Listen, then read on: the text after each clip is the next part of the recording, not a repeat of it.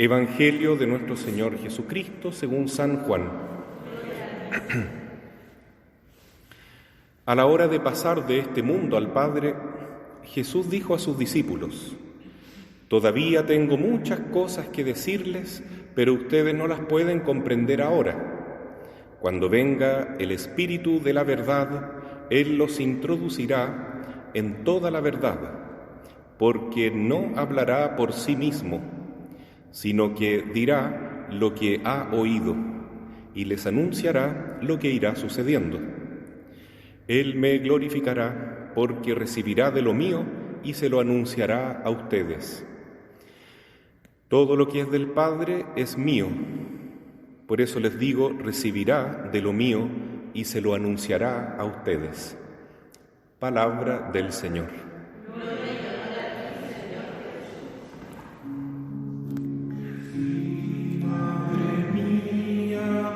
Sí, lo que quieras, Madre mía, sí.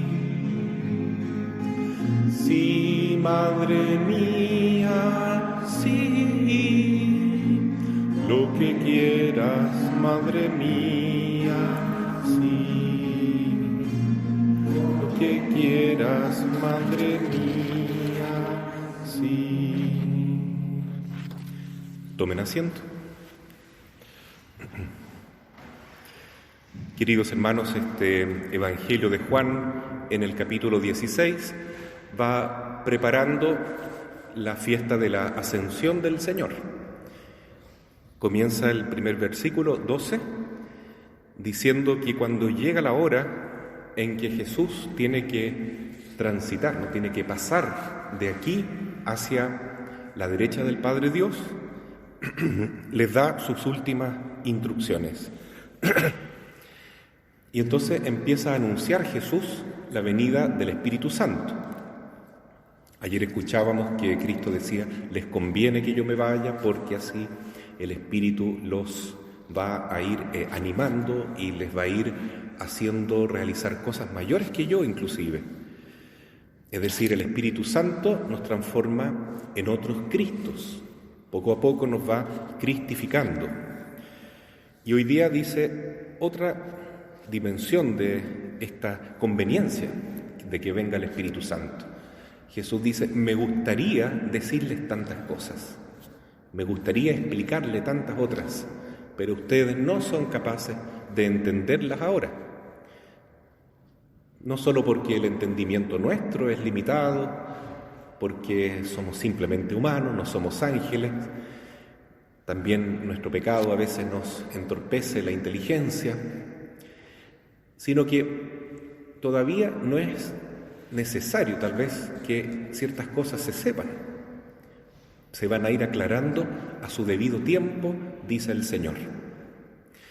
Por ejemplo, dice el libro del Apocalipsis que en los últimos tiempos habrá una gran apostasía y entonces habrán figuras religiosas de un rango muy alto que van a ser apóstatas, van a ser personas que siguen la enseñanza diabólica y tratan de confundir a los cristianos por una doctrina que no es correcta, alejándonos completamente de la doctrina de Cristo. Y eso va a ocurrir dentro de la iglesia. Eso es lo grave. Son lobos vestidos con piel de oveja.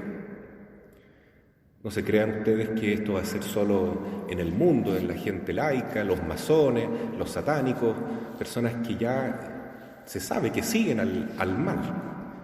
Pero lo grave de esta situación es que en el campo mismo de la siembra de Dios, que es la iglesia, los que nos decimos católicos, habrá muchos Judas que van a traicionar al Señor y van a traicionar la verdad de Cristo, la verdad que está en la palabra de Dios, en la Biblia, en el magisterio, en el catecismo, y dirán con toda desfachatez: es que son tiempos nuevos, esto hay que verlo de otra manera, más renovada, y siempre con alguna justificación para alejarse de lo que es la enseñanza verdadera de la Iglesia.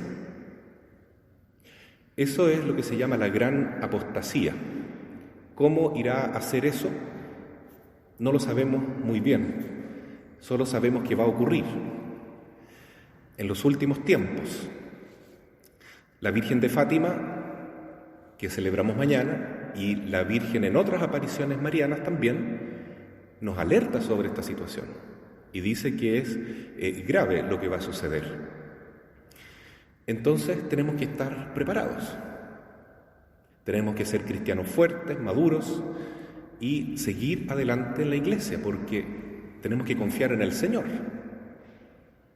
Si eso ya sucedió en la época de Cristo, había un Judas Iscariote que traicionó al Señor y él estaba en el nivel de los apóstoles, es decir, también hoy en día habrán obispos, sacerdotes, diáconos llamados a encabezar la Iglesia, pero serán herejes, serán lobos vestidos con piel de oveja, serán apóstatas, serán verdaderos traidores a Cristo y a la Iglesia. Eso ha estado ocurriendo en estos días, lamentablemente. El lunes pasado, algunos obispos en Alemania, en Austria, en Suiza, también dieron permiso a los sacerdotes de sus diócesis para bendecir parejas homosexuales. Eso está totalmente contra la Biblia, contra la enseñanza de Cristo, y también el 15 de marzo el Vaticano dio una orden expresa: esto no se debe hacer. Entonces eso fue un acto no solo contra la moral cristiana, sino una desobediencia explícita a la Iglesia. Pero esto no solo pasa en Alemania, también están pasando cosas terribles en Roma mismo. En la semana anterior se hizo un congreso de la vida, donde se habló de temas muy bonitos como el alma, la mente, el cuerpo, la salud humana. En tiempos de pandemia, qué importante ese tema, ¿no? Pero se invitaron personas que son abortistas conocidos y también personas de la nueva era que en el fondo están enseñando brujería, no una verdadera doctrina para la salud del cuerpo y del alma, sino que totalmente contra la ciencia y sobre todo contra la Biblia. Y es una enseñanza errónea, equivocada, que se está dando en el mismo Vaticano. Son cosas que duelen, son signos que ya van apareciendo que nos muestran que lo que dice el Apocalipsis, lo que dice también el Catecismo de la Iglesia Católica, que anuncia esta apostasía, lo que dice la Santísima Virgen, se va a cumplir, y de alguna manera ya se está preparando ese ambiente duro, difícil. Nosotros no debemos desanimarnos, debemos confiar en el Señor, confiar en Jesús, creer que Él está a cargo de la Iglesia, que como Él le prometió a Pedro, las puertas del infierno no podrán vencer a la Iglesia. Debemos obedecer a Jesús, obedecer a nuestra Santísima Madre, que nos dice, delante de todas estas herejías, de todas estas modas que son totalmente contrarias a la ley de Dios, ante esta realidad tan dolorosa de ver hermanos nuestros, obispos, sacerdotes, que flagrantemente y abiertamente desobedecen a la Iglesia y a la Biblia, ¿qué es lo que hay que hacer? La Virgen dice, hay que rezar mucho y hacer penitencia, rezar el Santo Rosario, ojalá sin parar, lo más que podamos. Y sobre todo también la Virgen nos pide que tengamos mucho amor a la Eucaristía, la adoración eucarística, reconocer a Jesús en la Eucaristía, amarlo, que Él está presente en la hostia consagrada para nuestra vida, para darnos fortaleza, para que podamos también nosotros animarnos con el Espíritu Santo. Entonces la Santísima Virgen es la medianera de todas las gracias y el Espíritu Santo va actuando a través de nuestra Madre. Y se cumple lo que dice Jesús aquí: el Espíritu de la verdad los introducirá en la verdad y les anunciará paso a paso todo lo que debe ir sucediendo, para que ustedes vayan entendiendo lo que hay que vivir día a día para mantenernos fieles a la voluntad de Dios. Y sobre todo tenemos que evitar el pecado de creernos nosotros autosuficientes y decir, yo hago entonces lo que a mí me parece de la iglesia, de la enseñanza, del catecismo. Voy a elegir esto me gusta, esto no me gusta, yo decido lo que es bueno y lo que es malo. Eso es ponernos en el lugar de Dios, es salir de esa dimensión que Jesús nos pide para ganar el reino de los cielos, ser niños, los que sean como niños, es decir, los que se dejen llevar por el Padre y por la Madre Celestial, serán los herederos del reino de los cielos, los que sean obedientes. Distinta es la actitud de San Pablo, que en la primera lectura hemos escuchado de los Hechos de los Apóstoles, capítulo 17. Él predica el Evangelio de Cristo a los paganos. En este caso ocupa un lugar que es muy céntrico, digamos, que es un punto de atracción donde mucha gente iba a escuchar a los oradores allá en Atenas, en el Areópago, que es como decir hoy en día hablar a través de las redes sociales. Es un regalo que nosotros tenemos hoy en día, y lo hemos descubierto en esta pandemia, que podemos hablar con más fuerza, con más ayuda para llegar más lejos a través de las redes sociales. Entonces, por eso Pablo fue al Areópago, y en el Areópago, en ese escenario donde había mucha gente escuchando, él predicó la palabra de Dios. Pero lo hizo diciendo que los griegos eran personas bastante religiosas porque tenían un altar al Dios desconocido y que él iba a contarles quién era este Dios desconocido. O sea, San Pablo les habló con palabras filosóficas, con palabras de sabiduría humana, un poquitito para conquistar esos corazones. Como algunas veces él dice, me hice griego con los griegos, romano con los romanos, para a ganar algunos por lo menos para Cristo. Pero el resultado que tuvo su predicación no fue muy bueno, porque al final él dijo, este Dios desconocido se hizo hombre y este Dios vivió entre nosotros y fue crucificado por nuestros pecados y resucitó. Y ahí entonces todos estos grandes filósofos, personajes de la ciudad de Grecia, muy cultos, muy educados, se morían de la risa de San Pablo y le decían, de esto, de resurrección de muertos, te escucharemos hablar en otra ocasión. Y San Pablo quedó muy humillado, muy triste, porque su predicación no había dado el éxito que él quería, porque él habló con todo su esfuerzo y ocupó toda su educación, que también él tenía, para ayudar a las personas a aceptar a Cristo. Sin embargo, se convirtieron unos poquitos, dice Dionisio Areopagita y también una mujer llamada Dámaris, muy poquititos, pero no importa. Ahí se formó una pequeña comunidad en Atenas y ya con eso valía la pena. Hoy estamos viendo lo contrario. En vez de hablarle al mundo pagano, en vez de decirle a las personas que están alejadas de la iglesia, vuelvan, Cristo resucitó.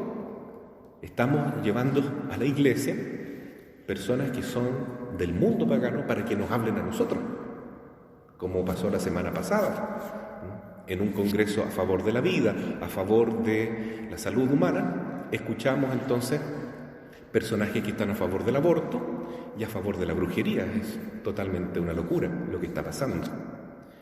Entonces, ante eso, insisto, tenemos una salida, tenemos una respuesta. La Madre Santísima camina con nosotros, la Virgen de Fátima, y ella, medianera de todas las gracias, igual que en Pentecostés, estará intercediendo para que podamos vivir con el Espíritu Santo y para que demos testimonio de esa verdad que el Espíritu Santo nos va a ir recordando paso a paso en nuestro corazón.